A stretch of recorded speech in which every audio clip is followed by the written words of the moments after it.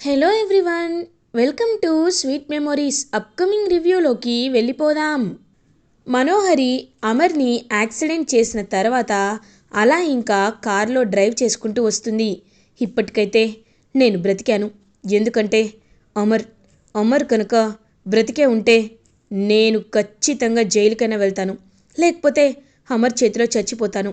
నాకు నా ప్రాణం కంటే ఎవ్వరి ప్రాణం ఎక్కువ కాదు, కాలేదు అని ఇంకా అలా డ్రైవ్ చేసుకుంటూ వస్తుంది మనోహరి. కరెక్ట్గా అదే టైంకి మనోహరి చేసిన పాపాలన్నీ పండిపోతాయి.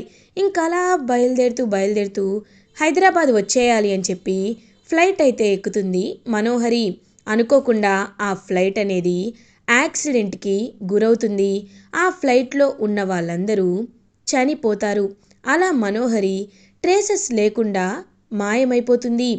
ఇది ఇలా ఉండగా అమర్కి యాక్సిడెంట్ అయ్యింది అని ఇన్స్పెక్టర్ బాగీకి కాల్ చేసి చెప్తారు.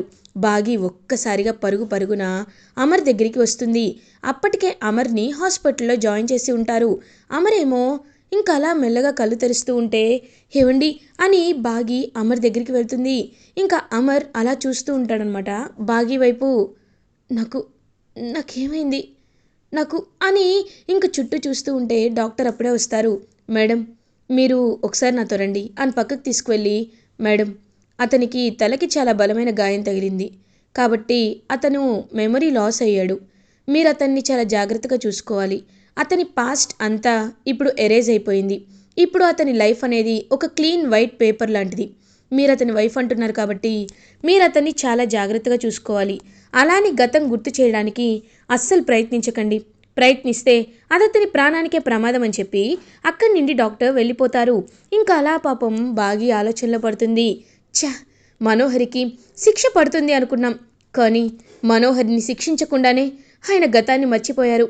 ఇప్పుడు గుర్తు చేసే అవకాశం కూడా లేదు. మనోహరి చాలా అదృష్టవంతురాలు అని అలా ఇంకా బాగి మనసులో అనుకుంటుంది. కరెక్ట్గా అదే టైంకి రాథోడ్ బాగి దగ్గరికి వస్తారు. మిస్సమ్మ ఒకసారి న్యూస్ చూడు మిస్సమ్మ అని అంటారు. ఏమైంది రాథోడ్ అని అంటుంది. అప్పుడే కొడైకెనాల్ నుండి హైదరాబాద్ బయలుదేరే ఫ్లైట్కి యాక్సిడెంట్ అనేది జరిగింది. ఇందులో ఉన్న చాలామందికి తీవ్ర గాయాలు, కొంతమంది చనిపోయారు. వాళ్ళలో మనోహరి అని ఇంకా అందరి ఫొటోస్ వేస్తూ మనోహరి ఫోటో కూడా వేస్తారు. ఒక్కసారిగా బాగి షాక్ అయిపోతుంది. రాథోడ్ అంటే అని అంటారు.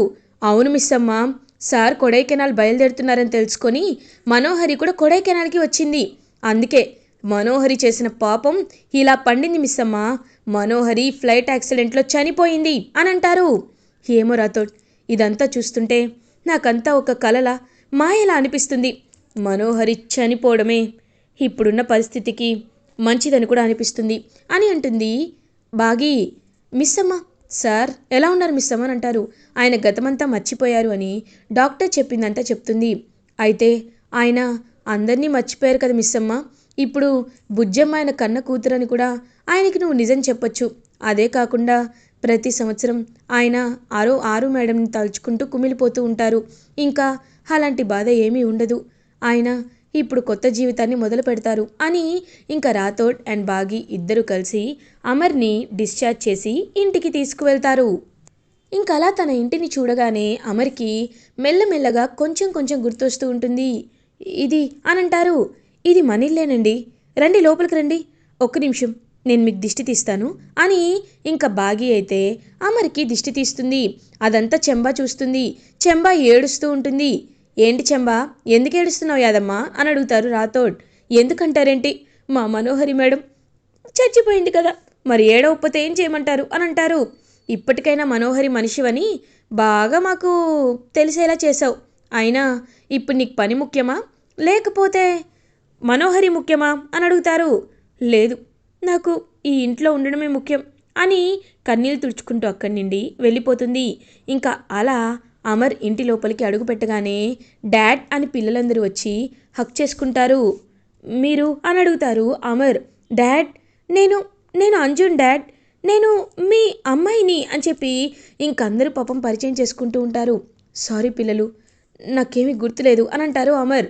పర్లేదు డాడ్, మిమ్మల్ని బాగా చూసుకోవడానికి మేమందరం ఉన్నాం కదా, ముఖ్యంగా మిస్సమ్ ఉంది కదా అని అంటారు. మిస్సమ్మ ఎవరు అనగానే, ఇదిగోండి డాడ్, మీ వైఫ్ పేరు భాగమతి, కానీ మేమే మిస్సమ్మ అని పిలుస్తామని చెప్పి ఇంకా ఎంతో హ్యాపీగా పిల్లలందరూ అయితే అమర్తో టైం స్పెండ్ చేస్తూ ఉంటారు. అప్పుడే పిల్లలందరూ నైట్ అవ్వగానే అమర్ దగ్గరే నిద్రపోతారనమాట. అదంతా చూస్తూ బాగి చాలా హ్యాపీగా ఫీల్ అవుతుంది.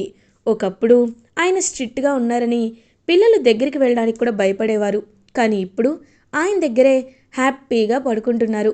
ఇదంతా మంచో చెడో తెలీదు, కానీ పిల్లలు కూడా ఆయనకి దగ్గరవుతున్నారు. ఇది చాలా హ్యాపీగా ఉంది అని బాగి పాపం ఎంతో హ్యాపీగా ఫీల్ అవుతుంది. ఇది ఇలా ఉండగా కొన్ని డేస్ అయితే పాస్ అయిపోతాయి. అమర్ బీన్ ఆర్మీ ఆఫీసర్ కాబట్టి ఇంకా అలా తన జాగింగ్ అదంతా తన డైలీ రొటీన్ని మళ్ళీ తిరిగి రీస్టార్ట్ చేస్తారనమాట అమర్. సో కరెక్ట్గా అప్పుడే కరుణ బాగి వాళ్ళ ఇంటికి వస్తుంది. సార్ మంచిగా ఉన్నారా అని అడుగుతుంది. ఎక్స్క్యూజ్ మీ, నేను నీకు తెలుసా అని అంటారు. సార్ మీరు నాకు తెలియకపోవడం ఏంటి సార్? అదేంటి నన్ను మర్చిపోయారా? నేను సార్ కరుణాని అని అంటారు. కరుణానా? ఏమో గుర్తులేదు అనేలోపు బాగి అక్కడికి వస్తుంది. ఏ కరుణ, ఎప్పుడొచ్చావే?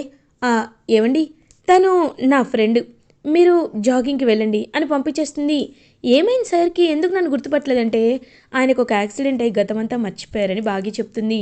ఇంత పెద్ద విషయం జరిగితే నాకు చెప్పలేదేని పోరి నువ్వు? సర్లే, నీకు ఈ విషయం తెలుసు కదా, మనోహరి ఫ్లైట్ యాక్సిడెంట్లో అనేసరికి అవునే తెలిసింది. నిజంగా తన పాపం దేవుడు ఇలా పండించాడని అర్థమైంది అని అంటుంది బాగి. సరే, ఇంకా మనోహరి నీ జీవితంలో లేదు, అది మాత్రమే కాదు, ఇప్పుడు అమర్ సార్ కూడా నిన్ను కంటికి రెప్పలా చూసుకుంటాడు. ఇంక నువ్వు దేని గురించి ఆలోచించాల్సిన అవసరం లేదు, నువ్వు హ్యాపీగా ఉండొచ్చు అని చెప్పి ఇంకా అలా తన్నైతే పంపించేస్తుందనమాట. బాగి అండ్ కరుణ ఇద్దరు లోపలికి వెళ్ళి హ్యాపీగా మాట్లాడుకుంటూ ఉంటారు. ఇది ఇలా ఉండగా కొన్ని డేస్ పాస్ అయిపోతాయి. అలా ఇంకా రణ్వీర్కి బెయిల్ వస్తుంది. బెయిల్పై బయటికి వస్తారు. సో రణ్వీర్ వచ్చి రాగానే వెంటనే లాయర్ రణ్వీర్ని ఒక ప్లేస్కి తీసుకొని వెళ్తారు. ఇంకా వెంటనే ఒక్కసారిగా రణ్వీర్ షాక్లో ఉండిపోతారు. ఎందుకంటే అక్కడ మనోహరి ఇంకా అలా కళ్ళు తెరిచి అందరి వైపు చూస్తూ ఉంటుంది. ఒక్కసారిగా ఏంటి లాయరు, ఏంటిదంతా, ఈ మనోహరి ఇలా ఉందేంటి, తను యాక్సిడెంట్లో చనిపోయింది అని పేపర్లో చూశాను అని అంటారు. అవును సార్, మీరు చెప్పింది నిజమే, అందరి దృష్టిలో మనోహరి చనిపోయింది, కానీ నాకు ఒక ఫోన్ కాల్ వచ్చింది సార్ అని ఫ్లాష్ బ్యాక్కి వెళ్తారు. ఏ రోజైతే ఫ్లైట్ మిస్ అయిపోయిందో ఆ రోజే ఇంకా మనోహరికి బాగా గాయాలవుతాయి. కానీ మనోహరి అప్పటికీ చనిపోదు, తన కొన ఊపిరితోనే ఉంటుంది. సో కొంతమంది హాస్పిటల్లో జాయిన్ చేసి ఇంకా మనోహరి ఫోన్ యాక్సెస్లోకి తీసుకొని వీళ్ళకైతే కాల్ చేస్తారనమాట. ఇంకా అలా రణ్వీర్ దగ్గర ఉన్న అఫీషియల్ నెంబర్ లాయర్ దగ్గర ఉంటుంది కాబట్టి లాయర్ వెళ్ళి మనోహర్ని సేవ్ చేస్తాడు. ఏంటి లాయరు, కనీసం నాకు ఈ విషయం చెప్పాలి కదా, దీన్ని బ్రతికించి తప్పు చేసావు అని అంటారు. సార్ ఏదైనా ప్రాణమే కదా సార్, అందుకే నేను తన్ని బ్రతికించాను, అయినా తనతో మీకు చాలా పనుంది సార్ అని అంటారు. నాకు పనుందా? ఏం మాట్లాడుతున్నావు లాయర్, ఈ మనోహరి ఈ స్వార్థపర్రాలతో నాకేంటి పని అని అంటారు. సార్ మీరు ఒక విషయాన్ని మర్చిపోయారు, ఇప్పుడు అమరేంద్ర తన గతాన్ని పూర్తిగా మర్చిపోయారు. ఈ మనోహరి ఎవరో కూడా అతనికి గుర్తులేదు. అలాంటప్పుడు ఈ మనోహరి మీరు చెప్పిన మాట వింటుంది అని గ్యారంటీ ఏముంది సార్? అందుకే ఈ మనోహరిని మీ దగ్గరే కొద్ది రోజులు ఉండనిస్తే తను మీరు చెప్పినట్టే చేస్తుంది. మీరు తన ప్రాణాలు కాపాడారు కాబట్టి, మీ తరపున నేను కాపాడాను కాబట్టి మీరు చెప్పినట్టు వింటుంది సార్. మీరు చెప్పినట్టు వింటే మీ పాప మీకు దక్కే అవకాశం ఉంది. వెంటనే ఈ మనోహరి మీరు ఇద్దరు కలిసి కోల్కతా వెళ్ళిపోండి సార్. మనోహరిని మీ భార్యగా మీరు అంగీకరించండి. మీ ఇద్దరి విడాకులని క్యాన్సిల్ చేసుకోండి. అప్పుడు మనోహరి ఖచ్చితంగా మీ మాట వింటుంది అనేసరికి ఇంకా అలా ఆలోచనలో పడతారనమాట రణ్వీర్. అప్పుడే ఇంకా డాక్టర్, చూడండి ఈవిడికి చాలా గాయాలయ్యాయి కాబట్టి ఈవిడ కొద్ది రోజులు మాట్లాడలేదు, ఒక టైప్ ఆఫ్ పెరాలసిస్లో కూడా ఉంటుంది, ఆవిడకి కొంచెం కొంచెం టైం ఇస్తేనే సెట్ అవుతుంది అని అంటారు. ఓకే డాక్టర్, నేను తన్ని చూసుకుంటాను. మనోహరి, ఇప్పుడు నువ్వు నా భార్యగా ఉండడం తప్ప నీకు ఎలాంటి ఆప్షన్ లేదు. మన విడాకులు క్యాన్సిల్ చేసినట్టు నేను ఇప్పుడే కోర్టుకు వెళ్ళి నోటీస్ పాస్ చేస్తాను. తర్వాత నిన్ను నా భార్యగా చూపించి త్వరలోనే మేము ఇంకొక బిడ్డని కంటామని, అప్పుడు మాకు ఆస్తి ఆ బిడ్డ పేరు మీదకి వెళ్తుందని, వాడి పేరు మీదకి ఆస్తి వస్తే నేను మీకు ఇస్తాను అని నా వాళ్ళందరికీ నేను సర్ది చెప్పుకుంటాను. ఈ గ్యాప్లో నా పాపని నేను వెతుక్కుంటాను. నువ్వు నా భార్యగా ఉంటేనే నేను అక్కడ ఉన్నా నాకు అప్పిచ్చిన వాళ్ళందరికీ సమాధానం చెప్పుకోగలను. పద కోల్కతా వెళ్దాం అని ఇంకా వీల్ చైర్లోనే మనోహరిని కోల్కతాకి తీసుకువెళ్ళిపోతాడు రణ్వీర్. ఇది ఇలా ఉండగా బాగి, అమర్, పిల్లలు అందరూ చాలా హ్యాపీగా టైం స్పెండ్ చేస్తూ ఉంటారు. ఆరు పాప అమర్ దగ్గరికి వచ్చి, నాన్న మీతో ఇలా మాట్లాడుతుంటే నాకు చాలా అంటే చాలా హ్యాపీగా ఉంది. మీరు ఎప్పటికీ మాతో ఇలానే ఉంటారా అని అడుగుతుంది ఆరు పాప. ఖచ్చితంగా బుజ్జమ్మ, నేను ఎప్పటికీ మీతో ఇలాగే ఉంటాను అని అమర్ మాటిస్తారు. ఇంకా అలా ఎంతో అంటే ఎంతో హ్యాపీగా ఫీల్ అవుతుంది బాగి. ఇది ఇలా ఉండగా ఈవినింగ్ అవుతుంది.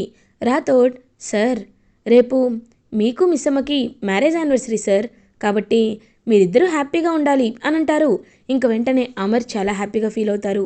రేపు మన మ్యారేజ్ అయ్యి 7 years అవుతుందా మిస్సమ్మ అని అంటారు. అవునండి అని బాగి అంటుంది. అయితే రేపు మనం బాగా సెలబ్రేట్ చేసుకోవాలి అని అమర్ ఇంకా ఎంతో అంటే ఎంతో హ్యాపీగా ఫీల్ అవుతారు. అలా అమర్ బాగి మ్యారేజ్ యానివర్సరీ కోసం పిల్లలందరూ హ్యాపీగా రూమ్ అంతా డెకరేట్ హాల్ అంతా డెకరేట్ చేసి ఉంచుతారు. ఇంకా హాల్లోకి అలా అమర్ బాగి నడుచుకుంటూ వస్తుంటే ఇంకంతా పాపింగ్స్ అయితే వేస్తూ ఉంటారు. అదంతా చూస్తూ అమర్ అండ్ బాగి చాలా అంటే చాలా హ్యాపీగా ఫీల్ అవుతారు. ఇంకా అలా అమర్ అండ్ బాగి ఇద్దరు ఒకరికి చూసుకుంటూ కేక్ కట్ చేస్తారు. అదంతా చూస్తూ రాథోడ్, పిల్లలు అందరూ ఎంతో హ్యాపీగా ఫీల్ అవుతారు. నిజంగా మీరిలా ఉండాలని అందరూ ఎంతలా కోరుకున్నారు. మీరిలా ఉండడమే అందరికీ ఇష్టమని ఇంకా బాగి, అమర్ ఇద్దరిని చూసి రాథోడ్ అనుకుంటారు. ఇది ఇలా ఉండగా అంజు, నేను ఇప్పుడే ఒక గిఫ్ట్ తీసుకొస్తాను అని చెప్పి వెంటనే అలా ఇంకా అమర్ వాళ్ళ రూమ్కి వెళ్తుంది. ఇందులో మిస్సమ్మది, డాడ్ది పెళ్ళన్నప్పుడు ఫోటో ఫ్రేమ్ ఉంది. అది తీసుకొచ్చి డాడ్కి చూపిస్తాను అని ఇంకా అలా వాళ్ళ డాడ్కి చూపించాలి అనుకునే లోపు అక్కడ ఒక పేపర్ అనేది అలా కింద పడిపోతుంది. ఏంటా ఆ పేపర్ అని చెప్పి చూసేసరికి అది అంజుని దత్తత తీసుకున్న ఆర్ఫనైజ్ వాళ్ళు ఇచ్చిన పేపర్. ఒక్కసారిగా అడాప్షన్ పేపర్ని చూసి షాక్లో ఉండిపోతుంది అంజు. ఇంకా అలా కుప్ప కూలిపోతుందనమాట అంజు. అప్పుడే అక్కడికి బాగి వస్తుంది. ఏంటి, ఏం సర్ప్రైజ్ ఇస్తున్నావు అంజు అని అడిగేలోపు మిస్సమ్మ అని ఇంకా అలా అది చూపిస్తుంది. ఒక్కసారిగా బాగి కూడా షాక్ అయిపోతుంది. మిస్సమ్మ, నేను నేను నేను డాడ్ కూతుర్ని కాదా, నన్ను అడాప్ట్ చేసుకున్నారా అని ఏడుస్తూ ఉంటుంది. అయ్యో అలా ఎందుకు అనుకుంటావు, ఇది నీకు సంబంధించింది కాదమ్మా అని అంటుంది బాగి. లేదు మిస్సమ్మ, మీరు అబద్ధం చెప్తున్నారు. నాకు నిజం చెప్పండి, నిజంగా మీరు నన్ను అడాప్ట్ చేసుకున్నారా అని అడుగుతుంది పాపం అంజు. చూడంజు, నీకు ఇక్కడి వరకు తెలిసాక అబద్ధం చెప్పలేను. నిన్ను అడాప్ట్ చేసుకున్న మాట నిజమే, కానీ ఏ రోజు నిన్ను మేము కన్న కూతురులా చూడకుండా లేరు కదా. ఆరు అక్క కానీ నేను కానీ నిన్నెప్పుడు కన్న కూతురులాగే చూసుకున్నాం. ముఖ్యంగా మీ డాడీ ఎప్పుడైనా నిన్ను కన్న కూతురులా కాకుండా లేరు కదా. నువ్వు ఈ విషయాన్ని ఇంకా ఎవరితో డిస్కస్ చేయొద్దు, ఎందుకంటే అది కరెక్ట్ కాదు. నిన్ను ఖచ్చితంగా బాగా చూసుకునే బాధ్యత మాది అని ఇంకా పాపం అంజుకి మర్చిపోయేలా చేద్దామని ట్రై చేస్తుందన్నమాట బాగి. కానీ అంజు మాత్రం లేదు, ఎలా అయినా నా అమ్మ నాన్న ఎవరో నేను తెలుసుకోవాలి. అసలు వాళ్ళు నన్ను ఎందుకు వదిలేశారో, నన్ను డాడ్ ఎందుకు అడాప్ట్ చేసుకున్నారో నేను తెలుసుకోవాలి అని పాపం మనస్ఫూర్తిగా అనుకుంటుంది అంజు. ఇలా ఎపిసోడ్ ఎండ్ అవుతుంది. ఫర్దర్ ఎపిసోడ్ రివ్యూస్ ముందుగా మీకు కావాలి అనుకుంటే మా ఛానల్ని సబ్స్క్రైబ్ చేసుకోండి. Thanks for watching.